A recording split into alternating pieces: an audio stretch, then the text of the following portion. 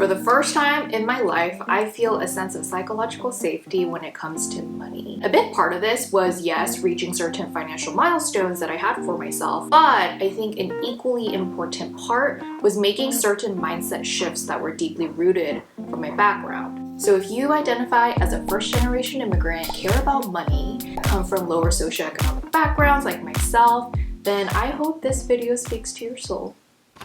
Okay, so before I dive into the mindsets, a quick note on why reaching your financial milestones is just not enough. When it comes to money, you always want more. I think this is especially true if you've grown up in an environment where there was a scarcity mindset around money. What we fail to realize is the more psychological and emotional aspects of money. And for me, in my adulthood, I started to see how certain beliefs or mindsets were actually holding me back. Last year, I made a video on what no one tells you about being a first-generation immigrant. And in it, I talk about the universal baggage that we all experience. Take this video as like almost a part 2, but focused on money.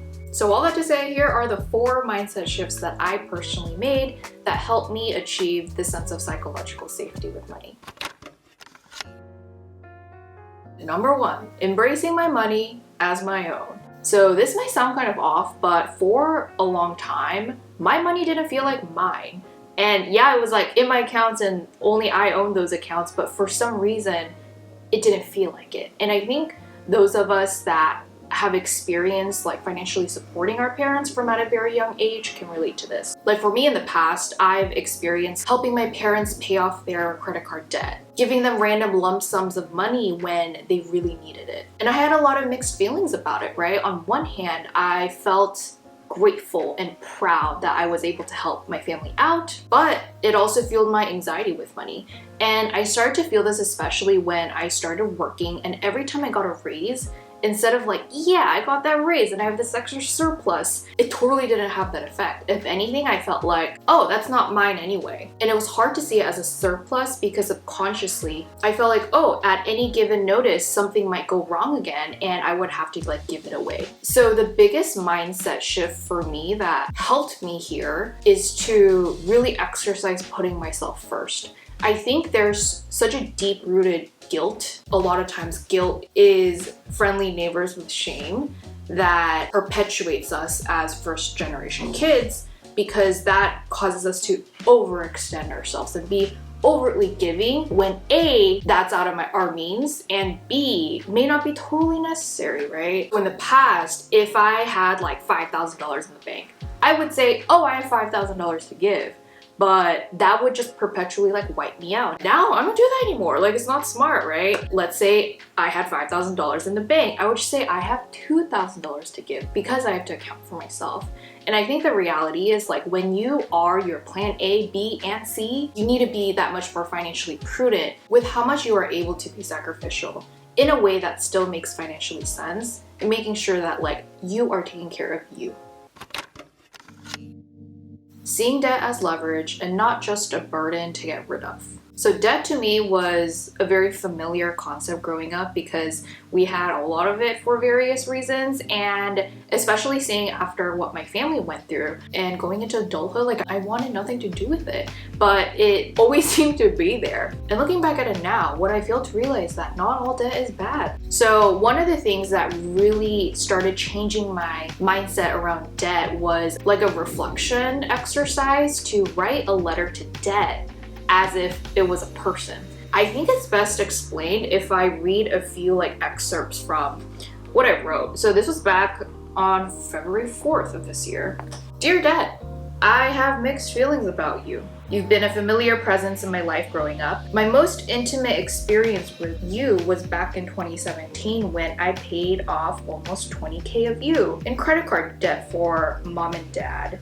I remember agonizing over every dollar, every penny, and punching in numbers in an Excel sheet. After the 16 months that it took me to do that, I was so glad to just get rid of you.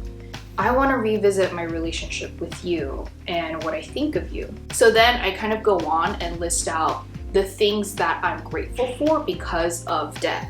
One, I'm grateful that you helped my parents gain a second chance at their business. I'm grateful for the college housing and the food, that I was able to support myself with this and also just working odd jobs. Listing this out makes me realize that the value you brought was always for something significant. You're something to leverage, a tool, a solution, versus just a problem to get rid of.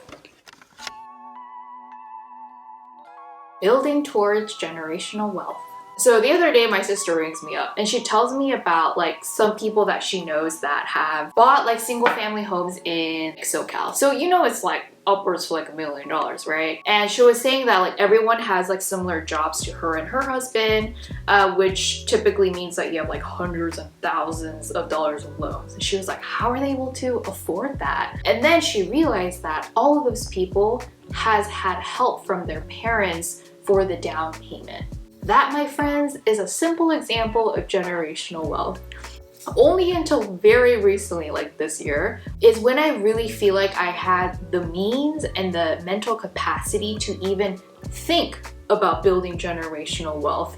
Growing up, we were always like paycheck to paycheck or like paycheck to debt, whatever. So the concept of building generational wealth like honestly didn't really occur to me. And I think this is only really possible when you surpass the threshold of being in that like survival mindset. For me, I think it came down to this. When I asked myself the question, if something horrible happened to me or my parents today, would I be okay? Or would I be like wiped out or something? I'm at a place like financially where I can say yes. And also over the years, I've just started to unravel the baggage I have around money to be able to like psychologically believe that. Whereas in the past, even though I had the financial means to say yes to that question, psychologically, I probably wouldn't have believed that, right? So the whole thing about this video is like, the thing with money, it's not just about the money, it's also about your mind and your emotions that you attach to the concept of money. And once you're able to bring both of those together, especially for people like us, I think that's when it becomes like really powerful. Defining success in my own way. I've come to realize that pursuing my dreams doesn't mean that I'm abandoning my parents. And let me unpack that really quick. For context, we immigrated here from South Korea when I was a kid. My mom was a waitress at like the only Korean barbecue restaurant in my town, and my dad did like odd jobs, like painting houses and stuff. And growing up, I like really revered their sacrifice. Innately, I always told myself like, Jenny, let's not squander this opportunity.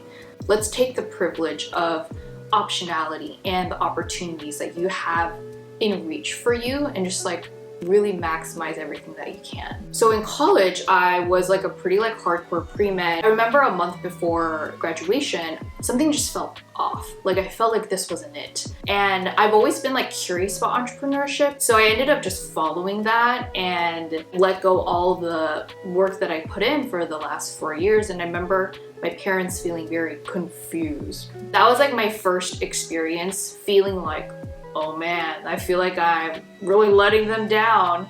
I'm doing something that they don't really understand. Because it wasn't like I was trying to work at some prestigious company, right? I was like looking for teeny tiny startups to work at because I was like curious about it. Now I feel like I've reached to the point where I'm stable. I do well for myself and they understand that. But also, what if like years down the line in the future, I may want to pursue something again that may not make a ton of sense, may not have the same promise of financial stability immediately or ever. So all that to say, I would say the perpetual feeling of like guilt definitely has followed me because I am shouldering my parents' retirement. And I think that is a common thing for a lot of first-gen kids, where you are the retirement plan. You are bankrolling that, so like figure it out. And fortunately, I do have some time before that happens, but it has definitely made me feel like, oh, if I'm not choosing the most optimal path, does that mean I'm like abandoning my parents in some way? In a weird like psychological way. I don't know, that's what my brain is thinking. And I just had to like decouple that belief because it's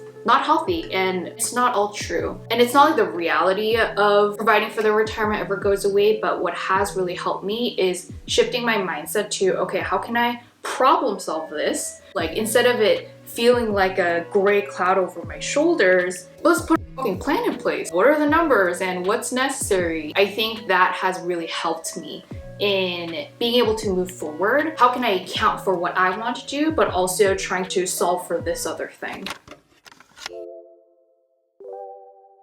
One time my therapist told me that it's okay to hold several opposing thoughts and feelings at the same time. We as humans like to think in extremes. Like, for example, am I happy or am I sad?